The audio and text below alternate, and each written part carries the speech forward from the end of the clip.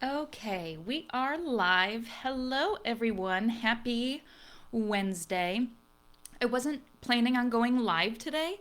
My Wi Fi has been a little wonky today, but I'm going to give it a shot. I usually have some great notes for myself, and today, in a way, I'm kind of winging it, which is exciting. I wanted to talk today and say hi once you're here as well. Let's see.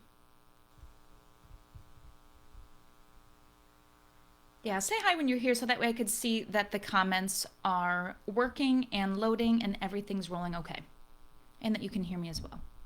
Perfect. So today I wanted to really just come on here really quick and share a little bit about how to intentionally grow your audience. I did a post the other day in the group and I mentioned that I'm trying to think specifically what it said, but the post really talked about that your raving fans, your audience, like your key ideal audience is built with intention, not a hope and a prayer. And me telling that and me saying that is one thing, and I wanted to really dive in and really just mention three ways that you can do that. So when I say to build that ideal audience with intention, I wanted to take some time to actually dive in and really just present.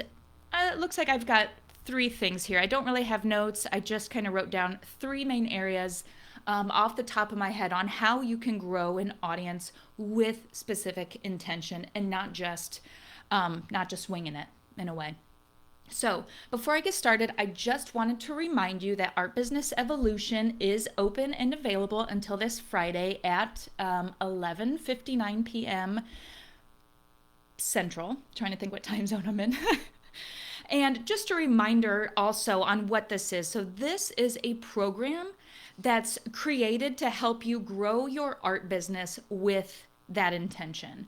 So, I really focus on five specific areas that I think are extremely important when it comes to running an art business. So, the first part we talk about is your messaging, how to call in those raving fans, how you can show up in such a way to really call in that ideal audience and really get those raving fans behind you and following you and purchasing from you.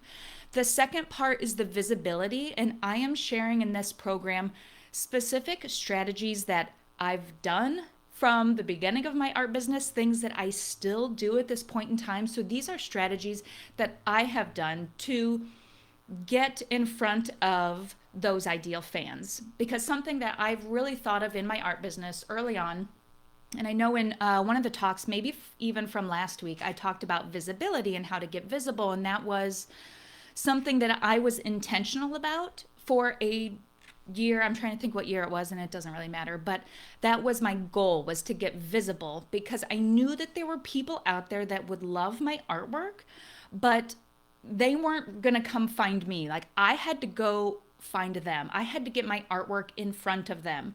So these strategies that I'm sharing in Art Business Evolution, again, are things that I've done, things that I still do.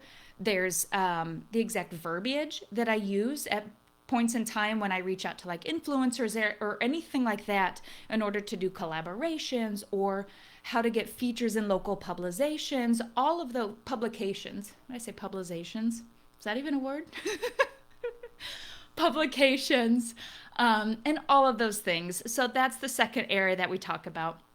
I also cover, okay, so we have message, visibility, pricing. So we talk about pricing. And of course, with pricing comes like the money mindset. So I do have even one or two lessons, if I remember correctly, one or two of them that talk about your money mindset and different things that you can do in order to build on that, how to price your artwork, how to feel comfortable with the pricing that you have, all of that.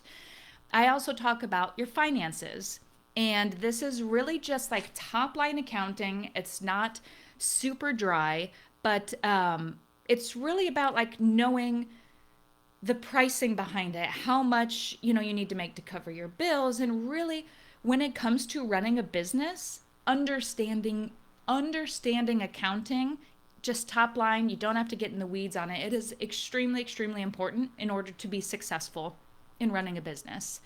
And the last part is knowing your numbers. So knowing what's working, knowing what's not working, being able to track your growth over time on, you raised your prices, did this work, just all of these different things. So those are the five main areas that we talk about in our business evolution.